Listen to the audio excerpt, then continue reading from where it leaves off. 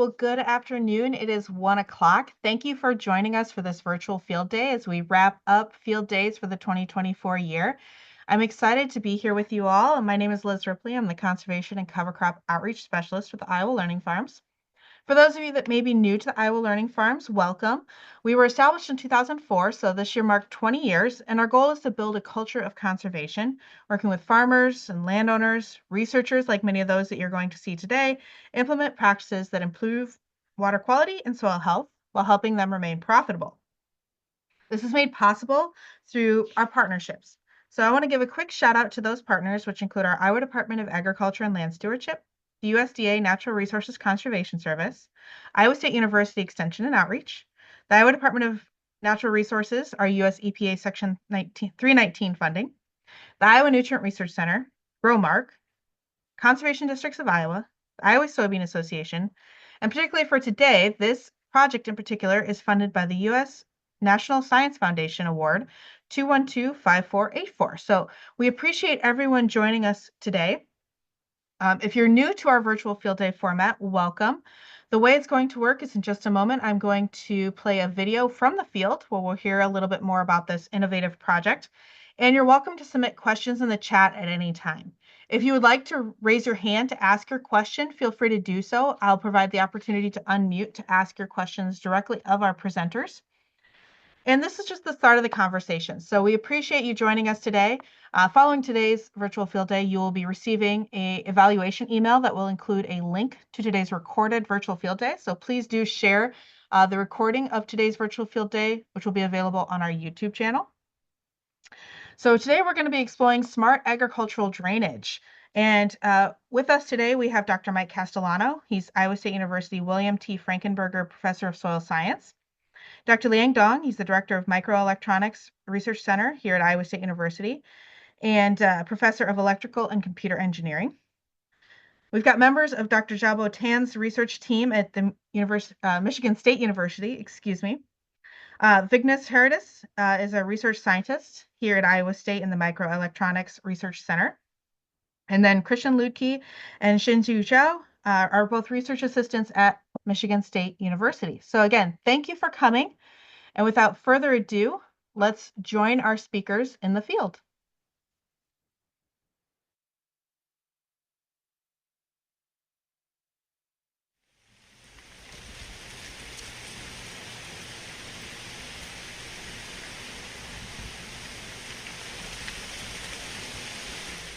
I'm Mike Castellano. I'm a professor of agronomy at Iowa State University. I'm going to talk a little bit today about the state's drainage infrastructure, and really beyond Iowa too. It covers the whole Midwestern United States. We don't even think about it very much. Out of sight, out of mind. The vast majority of crop production acres in Iowa and many acres across the United States benefit from a subsurface drainage infrastructure that improves crop growth and the ability of farmers to get in the field and prepare the field for crop planting, maintain crop health, and harvest the crop in a timely manner. That farmer aspect of getting in the field and being able to operate the field in a timely manner is really critical for the production system, not just to get good yields, but also to help install conservation practices, de-risk those practices, things like cover crops, precision nitrogen fertilizer application, these things that require extra passes through the field that we know benefit the environment, but they also increase the risk of the operation potentially sometimes when you have to devote that extra time. So drainage is really important for those two factors, getting in the field for timely operations and also improving the crop growth and nutrient use efficiency once it's growing in the field. Those drains, they increase the volume of the soil that the plant roots can go into. They increase the volume of the soil that can produce nutrients for plant uptake as well. As a result, our research at Iowa State University has shown that farmers actually can achieve higher yields while applying less nitrogen fertilizer.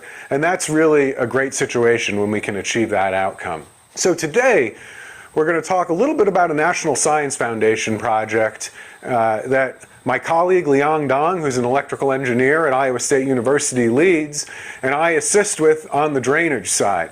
This project aims to integrate communities with problems and the latest advances in science and technology to solve those problems. And so one of the problems with drainage is that often drainage infrastructure systems are not optimally managed because they're community resources. Many farmers share the infrastructure, and then it causes uncertainty about who is going to pay to obtain and to maintain and upgrade that drainage infrastructure. So when we think about these drainage infrastructures, an analogy I like to use is a private road. Imagine you lived on a private road. Your responsibility to maintain your driveway is generally paid for by your own money and done at your own will. On the other hand, everybody living on the private road pays into the maintenance and the upgrades of the road that everyone shares on that private road. Drainage infrastructures are very, very similar. Many farmers have their own drainage pipes, often called tiles, in their own fields, and those pipes feed into larger community-owned drainage systems. And the decisions about when and how to upgrade those community-owned drainage systems are complex, and as a result, there are social scientists working on this project as well to help understand those decision points there. This project is really unique because it's led by an engineer at Iowa State University, Liang Dong, who's an expert on developing microsensors for agriculture and many other disciplines beyond. It's assisted by his engineering colleague Xiaobo Tan at Michigan State University, who develops robots that we can use to deploy those sensors in to tile drainage systems, which we're looking at right here. So we're at an Iowa State University drainage research farm. This farm, unlike farmer fields, has monitoring infrastructure that allows us to measure the quantity and quality of water coming out of individually, uniquely drained research plots. On these plots, we apply various different agronomic management strategies that we think will benefit both productivity and the environment. And then Liang and his colleague Xiaobo, they can deploy their sensors up and into the tile drains here and confirm what we think is going on from our measurements of the above ground and the soil processes from inside the plot. So exactly what we're looking at here are 3 consecutive research plots that go behind us, and each one of them has a drainage system that goes right down into this, what we call a sump here, or a monitoring device that collects the water, and then it allows us to sample that water regularly and measure how much water is coming out of the plot. On farmer fields, what's the application? So many farmers have drainage systems. They don't know where and when they're losing nutrients from the field. By deploying robots with inexpensive, high accuracy, high-resolution sensors for nutrients and water flow, we can deploy those robots up the drainage systems and measure when, where, and how much nutrients are being lost. That allows farmers to better manage their field at a precision scale to improve both productivity and environmental performance of our crop production systems. This system will help us understand where on the landscape we're losing nutrients through our drainage systems. Our drainage systems have all those benefits we talked about: improvements in nitrogen use efficiency, improvements in yield, the enabling of conservation practices such as reduced tillage and conservation crops, but drains also lead to significant amounts of nutrient loss downstream. Unfortunately, not every piece of the field behaves exactly the same way. And at present, we can only measure the nutrients coming out at the very end of the pipe. We don't know where in the landscape they're coming from. The robots and sensors being developed by Liang and Xiaobo are going to allow us to determine exactly when and where those nutrients are being lost. So this project, funded by the National Science Foundation, funds the next generation of technology that we use in these fields. These are fundamental advances in robots and sensors that are occurring at Iowa State University and Michigan State University, and eventually we hope will be commercialized and available to farmers across the Midwest to improve crop production. My name is Liang Dong. I'm a professor in Electrical and Computer Engineering Department here at Iowa State University. My role in this project is a principal investigator. I'm also responsible for developing nitrate sensors for this project. And I also work with Dr. Jiaobo Tan at Michigan State to integrate the sensor on his robot so that the robot can move and travel freely within the drainage pipe. So the robot is going to integrate several sensors on its body. It has a nitrate sensor, it has a water flow sensor, it also has a camera. So the nitrate sensor helps us to see what is the level of nitrate inside the drainage pipe. And the water flow sensor can tell us what is the flow rate of water when it rains. And the robot also has a camera that can see the water level inside the pipe. Robot can tell us what is the drainage pipe function. Is there any damage or is there any blockage along the drainage pipe? For the sensor, we pretty much finished the development. We can detect the water nitrate level continuously over some time. Of course, we are also upgrading the sensor, optimizing the sensor to make it more accurate and with a longevity that can make more measurements continuously. And on the robot side, Dr. Jiaobo Tan at Michigan State has developed a couple of different types of robots, and these robots can move freely inside the pipe. But his main work is on improving the robot performance in terms of its speed and flexibility and power consumption. Also, we want to establish the robot as a robot platform that can sense different parameters inside the pipe. Engineering part is one of the critical parts of the work. And we are also looking at developing analytics tools that can fuse the data from different sensors, including the sensors that are put in the field for soil nitrate measurement, and the robotic sensors that can provide information about the water flow rate and the nitrate. And put them all together, the analytics platform can generate a heat map with high resolution. For example, at the subfield resolution, this heat map can tell us about the water flow rate distribution as well as the nitrate level distribution through the drainage pipe across the whole field. So farmers will get the heat map that tells them the information like the water flow rate distribution and the nitrate level distribution. I think both farmers and co-op can use that. From the farmer's side, if they have the sensors or the robotic sensors that are cheap enough, then they can hold the sensor, send that into the pipe, and let the robot tell them the water flow and the nitrate level inside their pipe.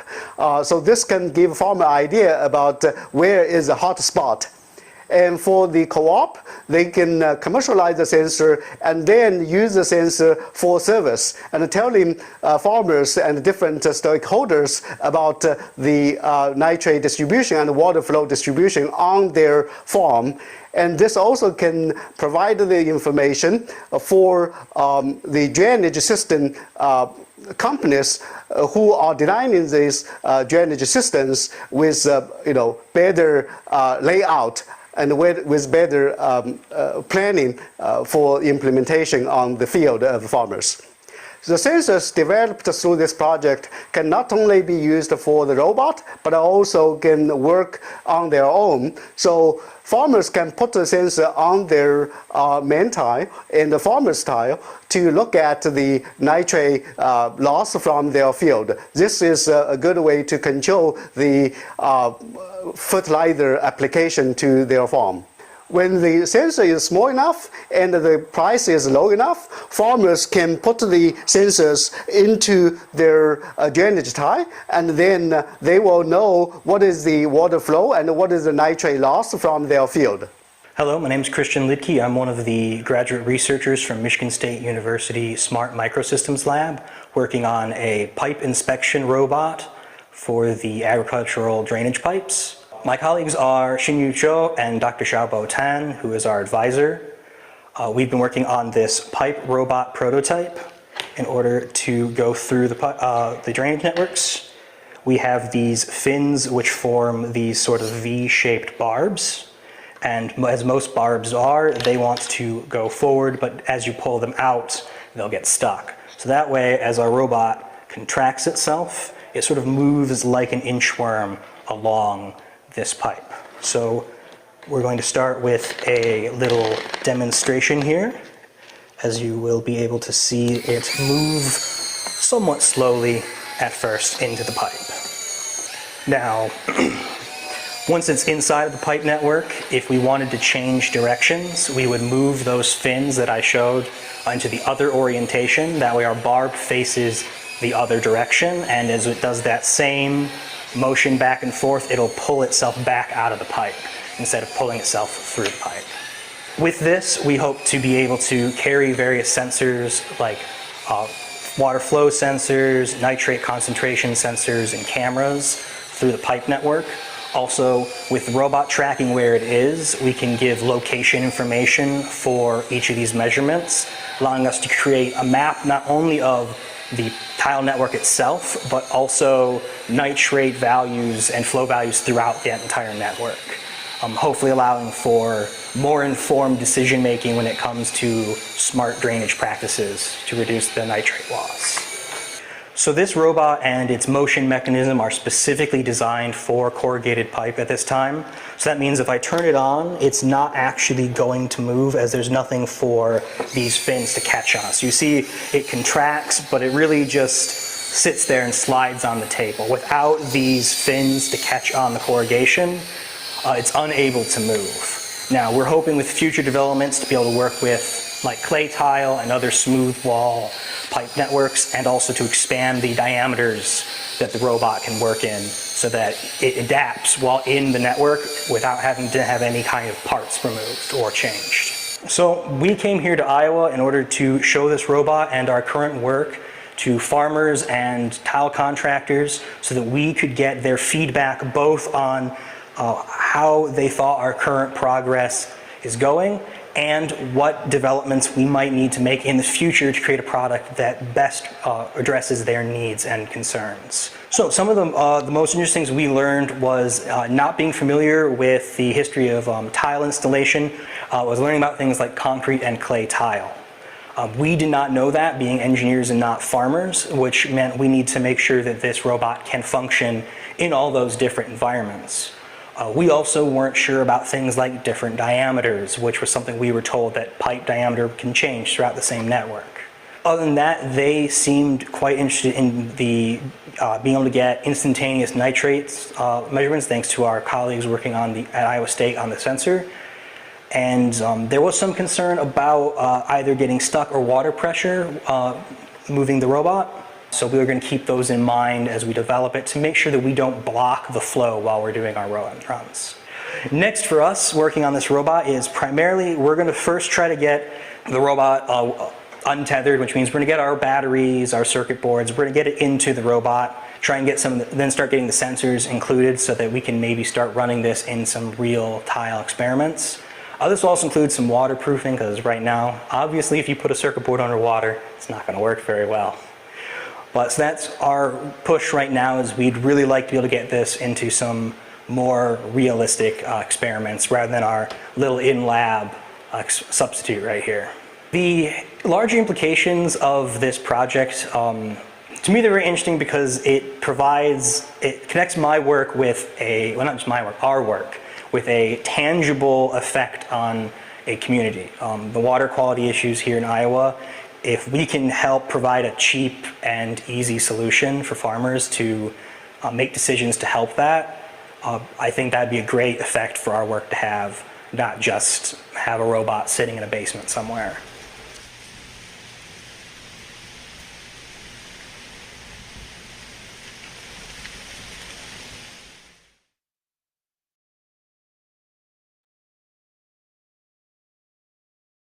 All right, well, thank you. And at this time, I'll invite my presenters to turn on their cameras and Vignesh to get your slides shared. But yes, there was a question. Is there a Q&A session? Absolutely. So if you would like to ask questions of any of our presenters, I encourage you to do so via the chat. You can send those to me and I'll get them asked of our presenters. And so as we're getting ready here, I know we're going to dive in a little bit to what these sensors allow us to do in the field and some of the preliminary data that they've captured so far. If you want to go ahead and switch your display settings there, Vignesh, they're perfect. And then learn a little bit about robot updates. So with that, Vignesh, can you tell us a little bit about what we're seeing here? Yeah, I'm Vignesh. I'm working with Dr. Liang Deng about um, s- water nitrate sensors from where the water is collecting from the pinch form tile water. So here we are seeing the right side, the tank is where the collecting water from the different plot and storing the water in the tank, and we put our sensor in the inside the tank for continuous measurements. Here you are seeing the right red color wire where connected the sensor the inside the tank where the sensor is continuously monitoring. At the same time, we also come and collect the water sample at particular period of time and measure the nitrate level and compare the both measurements. And here we do the collected samples and measure our sensor with the portable sensor with a mobile phone to check the concentration of nitrates. Also, we check the real-time continuous values of the sensor is collected from the tank. So the real-time detection is giving us more information about the nitrate losses and giving us detailed information about changes of nitrate levels. And the dotted circle is indication of where when we collected samples from the tank and did our experiment in lab.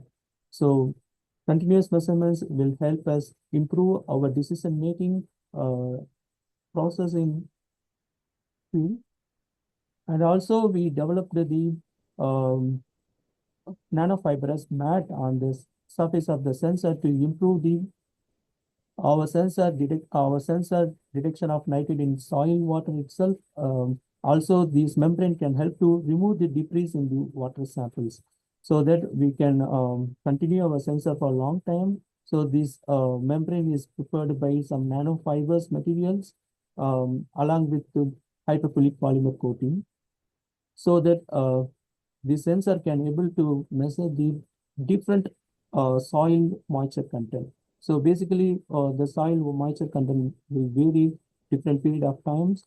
So the soil pore water is important for sensor detection. So the sensor need to be get water content on the surface. So basically, the sensor surface is hydrophobic. So we need to cover the sensor with some hydrophilic polymer to absorb the water and reach into the sensor surface. So that's why we compare the matte wrapped sensor and the bad sensor to see the comparison with the different um, moisture content in soil. So very less moisture content, for example, 0.2 gram per gram soil content. See the matte wrapped sensor providing quite stable response than a bad sensor. Bad sensor have lot of up and down like struggle unstable stabilization readings with the different readings, but when increasing concentration, both have similar trends.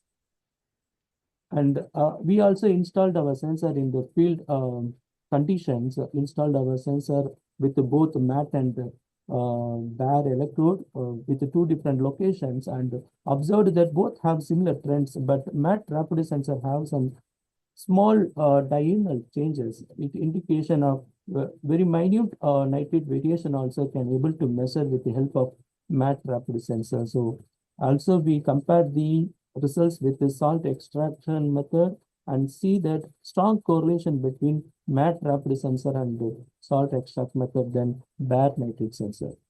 Thank you.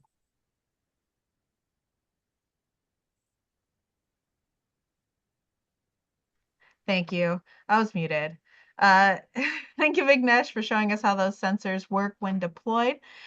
Feel free to stop sharing your screen because I know our team up at Michigan State has a brief video that they would like to share, demonstrating a little bit more on how this robot actually functions. So go ahead and get your screen shared and keep those questions in. I've got quite a few coming, and we'll get to them here shortly in just a moment. Yes. Hello, from Michigan State. So this video that we're sharing right now is related to some of the work we've done since you saw me speaking earlier. That was this past summer.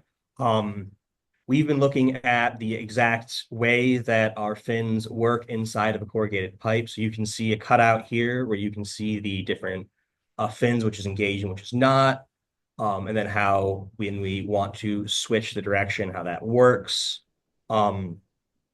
We've been focusing on trying to improve the design overall.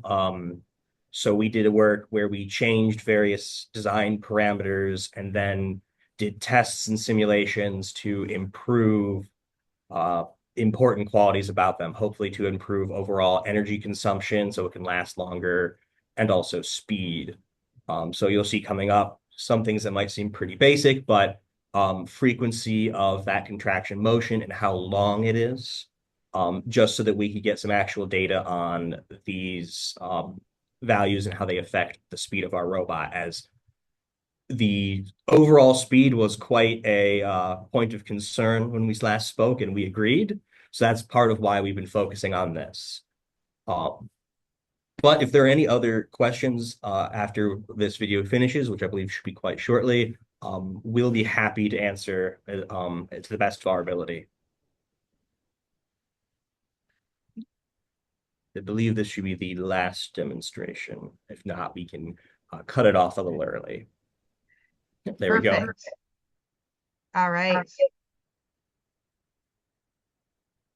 So if you want to go ahead and mute there, I'm getting a little bit of feedback, Shinyu. Okay. Some questions that have come in, some of them related to the robot itself. So actually, a lot of these are related to the robot themselves. So related to this, is the robot able to travel through the whole system or just small sections? Maybe specifically, can they go from a 6-inch main 90 degrees to a 3-inch lateral? I know that was something that you all mentioned that you were going to, adjust for possibly those different tile sizes. So currently the one shown in there is still designed specifically for the 4-inch corrugated pipe. However, we have current work ongoing with some design changes to allow it to adjust to the diameter of the pipe without any kind of part changes.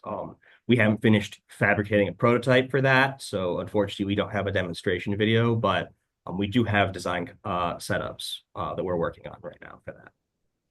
And that way it should be able to go through our goal, the entire pipe network, not just small segments.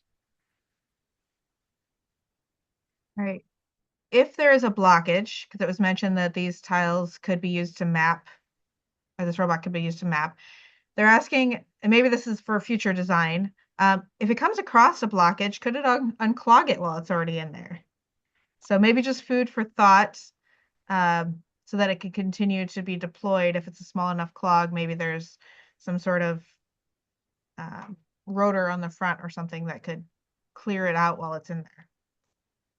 Yeah, this is actually something that has come up while we've been considering the future of what we can develop for this robot as a platform. For the purposes of this project, we are focusing on getting the robot with the sensors together, but we are considering things like maybe being able to take some kind of unclogging mechanism, or at the very least, being able to detect that clog and tell you, hey, go to these coordinates in your field so that you can know right where you need to go to unclog it. Hopefully making that a bit cheaper and faster to repair. That actually ties into a question if someone can emit a signal to the surface to say that there's a clog or some other tile defect. And so maybe it's aligning the video feedback with the GPS coordinates that it's using for the mapping process. Yeah, so GPS through the ground is rather difficult, but so what we're working on is that the robot can track how far it's moved from the opening. And that way, it has, okay, I'm 10 feet this direction, and as long as you can point that to a GPS coordinate, they should be able to translate all that for you. Unfortunately, this does mean it would have to probably finish its run through your pipe network before it could tell you where the clog is. But again, we're hoping to improve the speed so that it still gets you that information in a reasonable time frame. All right. So here's a question maybe for Mike and Liang and team. Do you see these sensors being used primarily for farmer knowledge on when and how to apply to a field or in a regulatory capacity, such as controlling non-point source pollution?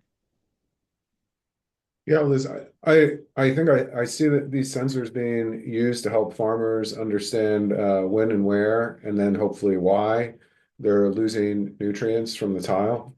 This can be incredibly variable. So sometimes fields that aren't performing efficiently in terms of a fertilizer input to yield output ratio, we often assume they're losing a lot of nutrients, but that's not always the case. Alternatively, we have the other situation where we have really productive fields with great nitrogen use efficiency, maybe as low as 0.6 of a pound of nitrogen per bushel. But we're still losing significant amounts of nitrogen from those fields. And so those may be places where we think about doing some additional conservation practices, maybe splitting nitrogen fertilizer, using an enhanced efficiency fertilizer product. So this is the way really we envision using these sensors.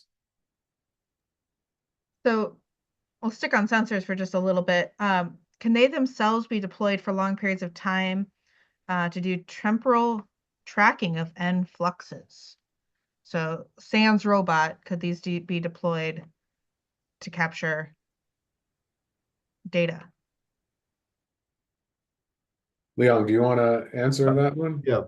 So I think the sensors is designed for continuous measurement in sensor is assumed as a point sensor. It's not for the single sensor cannot go field scale, but a single sensor can provide the temporal information and how the nitrate changes over time. So this is the good reason that we want to put the sensor on the robot so that the robot can carry the sensor and travel through the drainage tile to increase its coverage.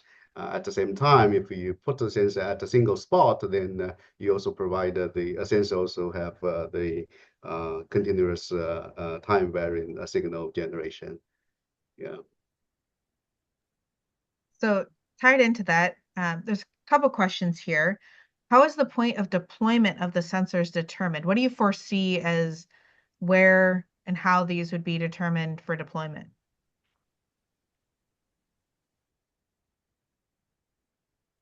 So I guess this maybe tying into what we discussed this summer at workshops, is this a tool that you foresee being utilized by farmers themselves or a third party or a co-op? And how are the tile inlets that these robots would be entered into determined? Yeah, Liz, so, a couple of things I'd say to that is, one of my favorite things about working with Liang and Jabot and team is that they're not just focused on making sensors, they're really focused on making affordable sensors. A lot of these things we can already measure, but with equipment that is multiple tens of thousands of dollars. Some of the current, the existing optical nitrate sensors that some people may be aware of that have been deployed in streams in the state, they're $20,000 or so each. These sensors are relatively low cost, and the real benefit of that is being able to get them into the hands of farmers and agronomists so that they can use them on their farms to help them make better informed decisions about their operations. And May I add something here? absolutely. Yeah, in the research lab settings, we demonstrate the concept. We want to show that the robot can carry the sensor and the sensor can get the information. But at the end of the day, we want to have the sensors to be used by farmers or called ARP. So this is there is a significant need for collaboration between researchers in the industry and other stakeholders to get the price down. And eventually, we want to get the robot in the hands of farmers. All right. So kind of swinging back around to the robot, there's a couple of questions here. Um, about how long do you expect the robot to be in the tile system before it needs to be, recharged, cleaned, etc. So essentially the lifespan of the robot in a single deployment and kind of what you foresee as a lifespan of the robot.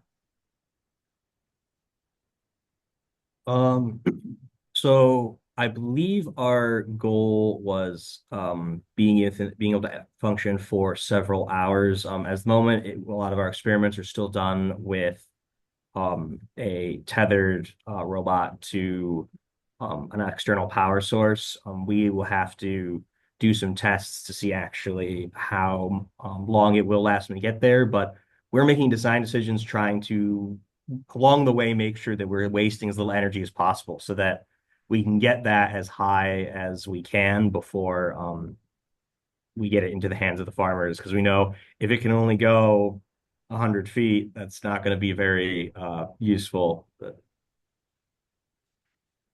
And so related to that, and maybe just something to consider, if it is just a straight tile system, whether, currently it's tethered, could it be pulled from inlet to inlet by a cable or rope?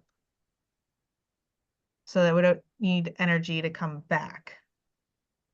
If I'm understanding what you're saying, yes. So while, pardon me, while the robot's fins are sturdy enough to pull the robot and hold it in place, largely speaking, the amount of force to pull this robot around is enough that if you just had someone at the end with a cable, you could yank it all the way out. Um, Actually, in a couple of our considerations about whether or not about being concerned about if it broke down, how would you get it out of the pipe? We're like, well, we could just put a cable at the end of it on a hook, and that way, worst case scenario, someone has to yank it out. Um, but yeah, so that should be a possible.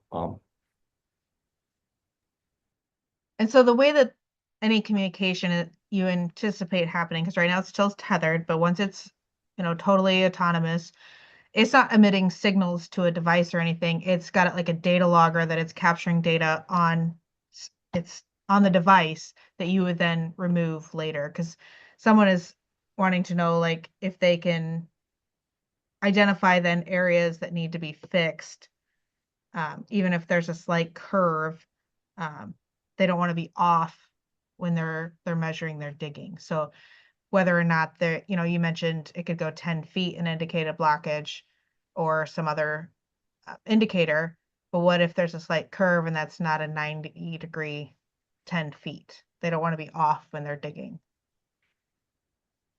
Yeah, this sounds like largely a concern about the robot's ability to locate itself. And yeah, at the most basic level, we were thinking we're looking at can it at least tell how the linear distance it's gone?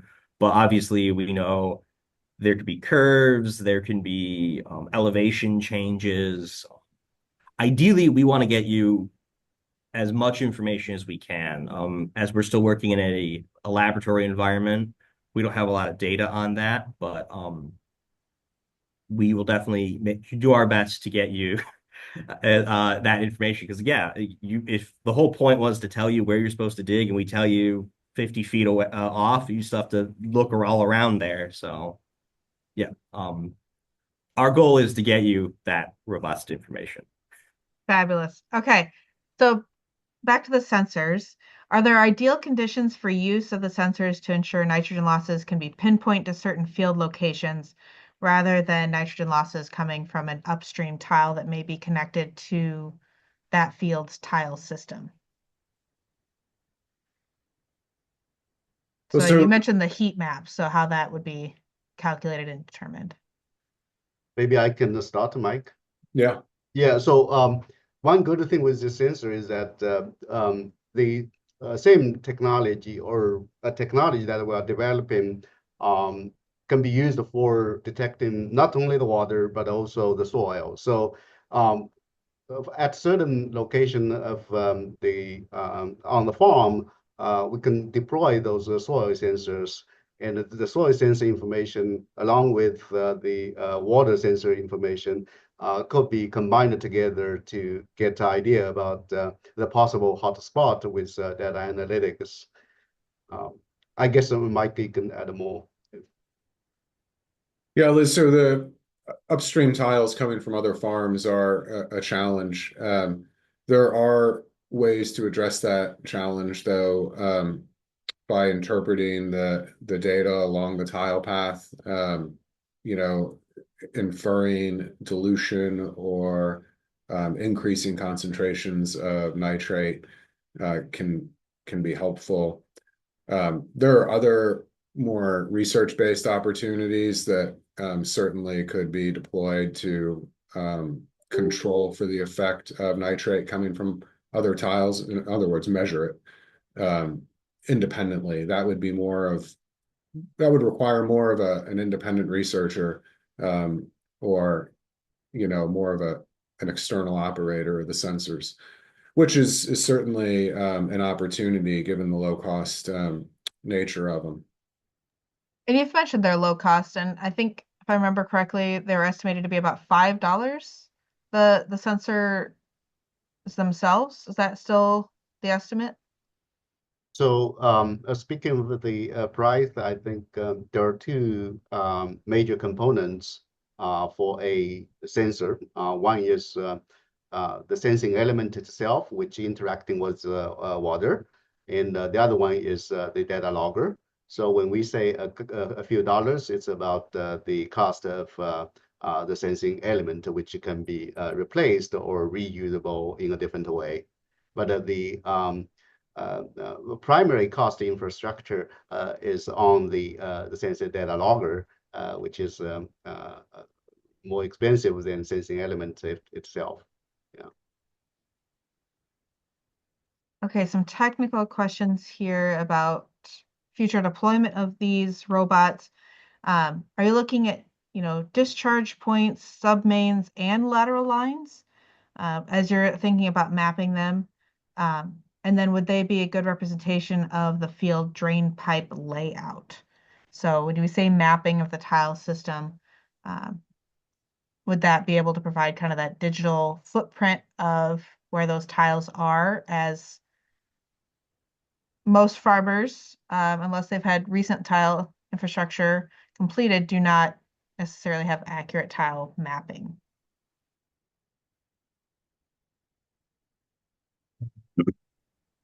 I'll have to say I'm not fully familiar with all of the different tile terminology, unfortunately. But our goal is as long as you can have a point where there is some kind of surface access, um, and you can get a GPS coordinate or something there. Maybe you can put that in a base station or something. The robot will be able to create its own map and then attach it to that GPS coordinate with its orientation, its distances.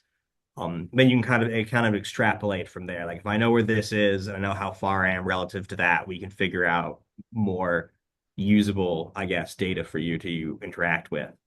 Um, I hope that answered your question. I'm sorry if I didn't.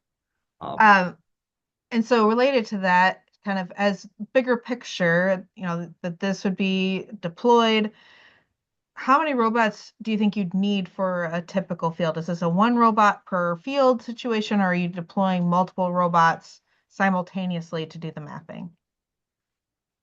at the moment, we're working on one robot. We have had some discussions that talk about using multiple robots to sort of work in tandem.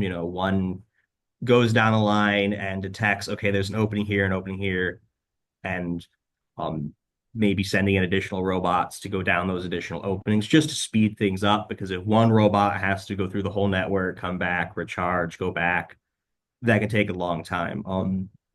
That does require us to work on a little bit of communication between the robots. Luckily, to my understanding, communicating down the pipe to some other robots or a base station is easier than trying to communicate directly up to a GPS satellite. So we have some opportunities there to do some inter-robot communication so that maybe we can speed this up. But we're starting with one. When one works, we'll try to get multiple to work. And someone shared some information about tile installation that I didn't know. So as you're considering adapting to various pipe sizes and around corners, it should also be able to rise, as a good lateral install will be installed on an offset such that the lateral enters the pipe at maybe a 40-degree angle to the upper section of the main. So maybe some future conversations with some of our tile installers and contractors to identify some of those technical logistical questions could be of benefit as we get closer to field deployment when you've got it waterproofed and ready to go. I think there was a question I maybe missed earlier. Could the robot become an obstruction during large rainfall events if tiles are running? I know that kind of came up this summer as well. Yeah, ideally, this is something that you would choose to deploy at a particular time, and it would run and give you your data and then be removed. So you could choose not to deploy it during heavy rainfall. I know that's a bit of a, oh, our robot isn't the problem, but we do have some considerations to the hydrodynamics of our robot, but obviously it can only be so small. It can only provide water to pass it so much. So it could be a case that we'll have to look into if it detects enough water flow past it that it has to assume I'm in the way and remove itself. We're going to try to make it robust so that the water doesn't push it around or get it stuck. That's part of why we were looking into the structure of those fins and the bellows you see. Because yeah, the last thing we want to do is just make a blockage for you. So we can get it to remove itself when it thinks it's going to get stuck or just is being an obstruction to your field. I think that'd be best for everyone involved. Excellent. And there's another question here, and I kind of had the same one. And this is maybe for Mike and Liang. Is there any idea of a timeline for when farmers could begin using these tools? So the robot's very much in, developmental stages, but I know the sensors are closer to possibly being utilized. Yeah, I think, the the sensors are they're being commercialized now, and once they're commercialized, they'll be available for farmers and agronomists to use. So I don't know. It's hard to say how long that'll take, Liz, And Hopefully it's is that through your center there, Liang, that's being commercialized here on campus? Or was this a third party that's going to be developing the physical sensors for commercialization? Yeah, so there's one company helping commercializing this technology currently. Yeah, so a company, Liz, CropX has licensed the technology from the university, and they are working to commercialize it now. For full disclosure on that, Liang and I have some equity interest in the company. And do they have a timeline for when that would be available for purchase? I don't think they do Okay. yet, but hopefully within the next year for sure. They have experience in commercializing ag hardware products, so hopefully it'll be soon. Excellent. Well, folks, if you want to keep getting those questions in, I have just a few more things I want to share with you. So I'm going to quickly share my screen, because if you did attend today for a CCA CEU credit, please email me. My email is there on the screen. I will also put it in the chat so you can grab it from there directly, but that's myself, E. Jukums at iastate.edu by 5 p.m. today with your name, the name that you entered to watch today, if it's different than what you're registered as a CCA with, and then that number that will be used to provide you that credit for participating in today's virtual field day. If you happen to be an Iowa landowner that is interested in one of these edge of field practices like a wetland, oxbow, a bioreactor, or saturated buffer, please submit your name and contact information either in the chat or you reach out to us at our Iowa Learning Farms email here at Iowa State, and we'll help connect you with folks through the Iowa Department of Agriculture and Land Stewardship to see if your site could work for one of these practices.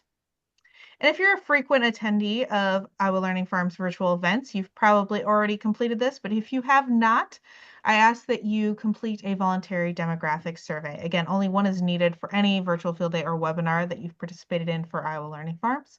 It's entirely voluntary. You can either scan this QR code real quick or visit iowalearningfarms.org/survey to gather some information as a USDA funded program. So we appreciate those that have completed it and ask as the last opportunity for 2024, if you haven't done it yet, to do so again, either that QR code or via our survey online. But we're not done yet, because in January, you can come back to join us and learn a little bit about saturated grass waterways for nutrient reduction through an INRC, an Iowa Nutrient Reduction Center funded project right here in Iowa. So it does look like I maybe have had one or two questions come in. So let me check the chat here. Here we go. Are the sensors easy to install and use, or would a farmer need to work with a professional/business to set those up? Yeah, Liz, the sensors are super easy to install and deploy. Definitely don't need a trained professional to use them. That's outstanding. All right. Well, thank you to all of our presenters today. This is a fascinating project, and I look forward to our continued partnership with you as we share updates along the way throughout 2025. So I will leave the virtual floor open to any last comments or thoughts that our partners on this project would like to share. And while you do that, Liz, I'd just like to emphasize to everybody, well, first, thanks for attending today. We appreciate your interest. And second, most importantly, we welcome your comments through email or phone. We are really open to your input on making these products useful for farmers. That's our goal. And to do that, we really need your feedback and input. So we always appreciate it when you reach out, even if it's a criticism. That's super helpful for us, often the most helpful for us. We're not shy. So appreciate everybody's attendance today.